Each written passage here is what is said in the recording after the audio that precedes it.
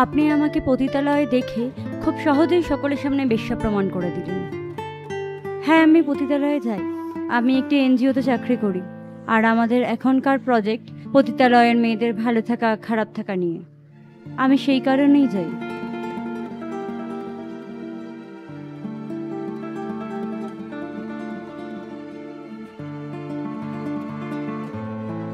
Anise, এই anise, তোকে ঘরে আসতে বললাম তো, ভুলে গেলি নাকি? সারাদিন বসে থাকলেই শুধু কচর কচর করতে থাকো। আমি শুয়েছিলাম তো। বলো কি বলবে বলছো? সুন্দরী, শিক্ষিতা, ঘরোয়া। বাবা বাবা বাবা, আমাকে কেন বলছো? তাই তো, তোকে বা বলছি কেন? তুই তো মেয়েটা দেখতে যাবি না, আমি যাকে পছন্দ করব তাকেই তো বিয়ে করবি। কি রে, তাই তো?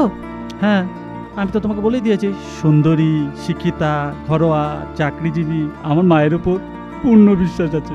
শয়তান ছেলে কোথাকার।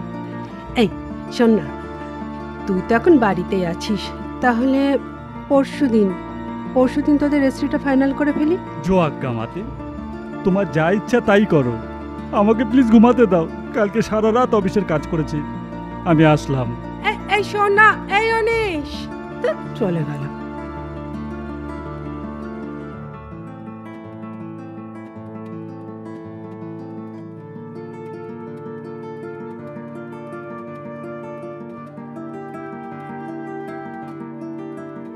গুড মর্নিং অনিতা ম্যাডাম, বলুন কেমন আছেন? গুড মর্নিং রঞ্জন বাবু, অসময়ে ফোন করে বিরক্ত করলাম না তো? বিরক্ত কেন করবেন? আচ্ছা বলুন, আপনার ছেলে কি রাজি হয়েছে? হ্যাঁ, সেই জন্যই তো ফোনটা করলাম। বলছি যে আপনার যদি আপত্তি না থাকে তাহলে পরশুদিন ওদের রেজিস্ট্রিটা করে ফেলি। এ তো ভালো খবর।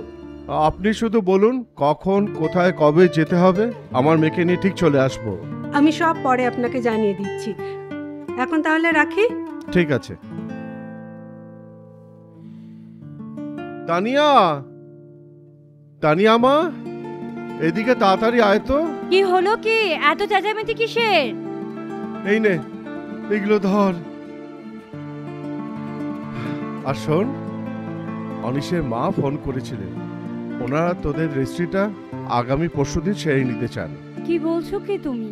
একটা মানুষকে চিনি না, জানি না, কোনোদিন চোখে পর্যন্ত দেখিনি, তার সাথে সারাটা জীবন কাটিয়ে দেব? কি অদ্ভুত না তুমি? সে তো অনিশও তোকে কোনোদিন দেখেনি, তাতে হয়েছেটা কি? বুঝেছি, তুমি আমাকে বাড়ি থেকে তাড়িয়ে দিতে চাইছো, সেটা বললেই হয়? না রে মা, এইভাবে বলিস না। তুই চলে গেলে আমার ভালো লাগবে বল? আমি কি করব? আমি যে মেয়ের বাবা, বড় করেছি, শিক্ষিতা করেছি, এখন তুই আবার চাকরিও করিস। যদিও আমি বুঝি না সেটা কি চাকরি। এখন আমার একটাই কাজ, তোর বিয়ে দেওয়া, তারপর মুক্তি। ঠিক আছে, চলো, অনেক হয়েছে, জল খাবার ঠান্ডা হয়ে চল যাচ্ছে। চল চল।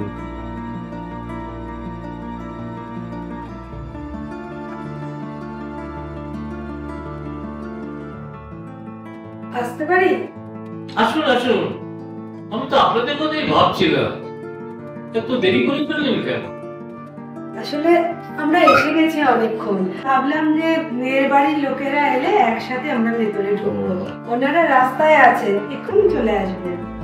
আসলে কি বলতো তো অভিনব, ঘটনাটা হচ্ছে মেয়েরা কোথাও বেরোনোর আগে এত বেশি পরিমাণ আটা ময়দা মুখে মেখে দেয়, ওখানেই গেছে। আপনি কে? বলতে পারে পাড়া তো দাদা, আর আমার নাম হচ্ছে রাজ। হ্যাঁ, তা আপনি কি করেন? হাই, হ্যাঁ আসলে কি বলতো, খাওয়াটাই হচ্ছে না। এটা আমার কোনো কাজ হতে পারে না। হতে পারে হতে পারে, আসলে কি বলতো, ব্যাপারটা হচ্ছে আপনারা যে খাবার দাবার গুলো খান, ওটা আমি আগে খেয়ে ঠিক করে দিই, ওটা চলবে কি চলবে না। তাই বলুন, আপনি তাহলে টেস্ট চান? হ্যাঁ ঠিক বলেছেন। কি বলতো, ব্যাপারটা সোজাভাবে বললে কেউ বুঝতেই পারে না। এখন আমার কে ফোন করলো? আমার একটা ইমার্জেন্সি এসেছে, আমি একটু। হ্যাঁ ঠিক আছে ঠিক আছে।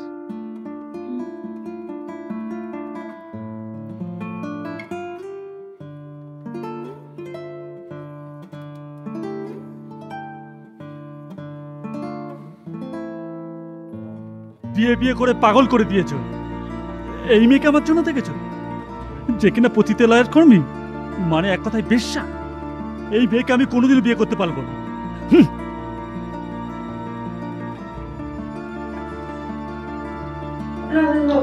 আমি দেখছি। অনেক অনেক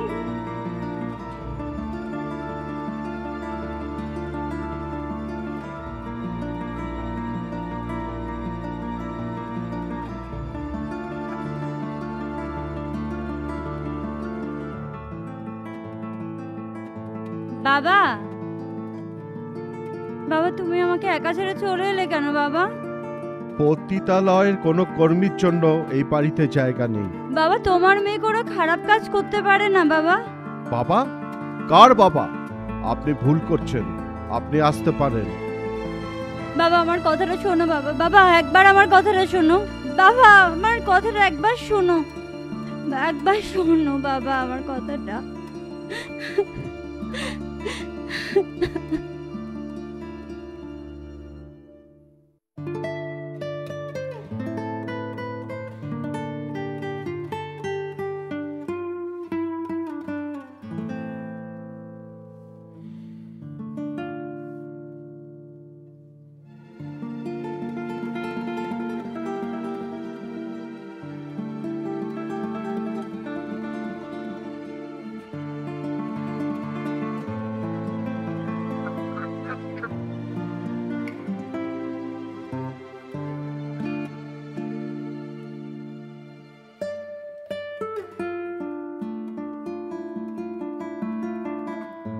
অ্যাডভোকেটকে দিয়ে এখানে ডাকার কারণটা জানতে পারি?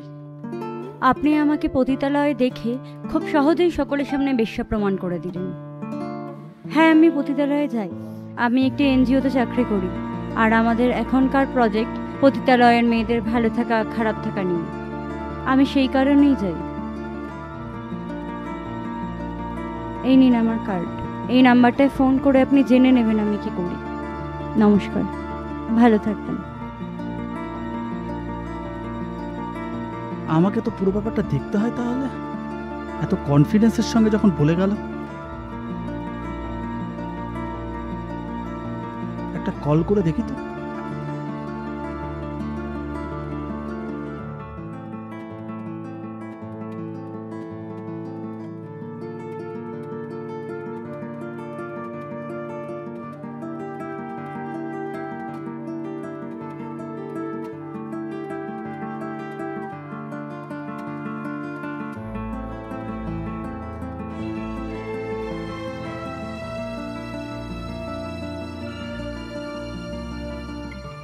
আমি একটা বড় ভুল করে ফেলেছি।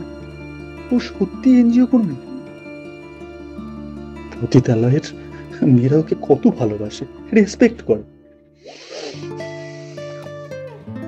আর আমি কি না, ছি ছি ছি ছি ছি। আমি আমি এই মেয়েকেই বিয়ে করব, আর কালকে আমি ওদের বাড়ি যাব। আমাকে ক্ষমা চাইতেই হবে। না না, আমি কালকেই ওদের বাড়িতে যাব।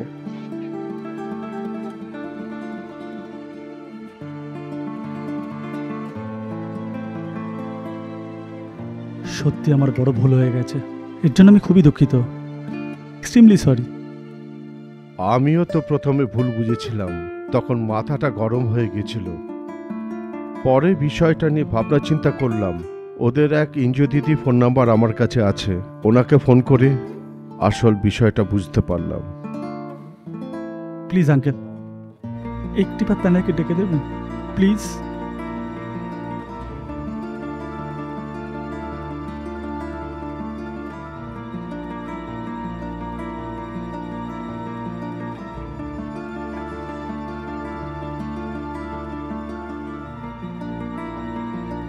এক্সট্রিমলি সরি তানিয়া, আমার ক্ষমা করে দিয়ে। আমি অনেক বড় ভুল করে ফেলেছি।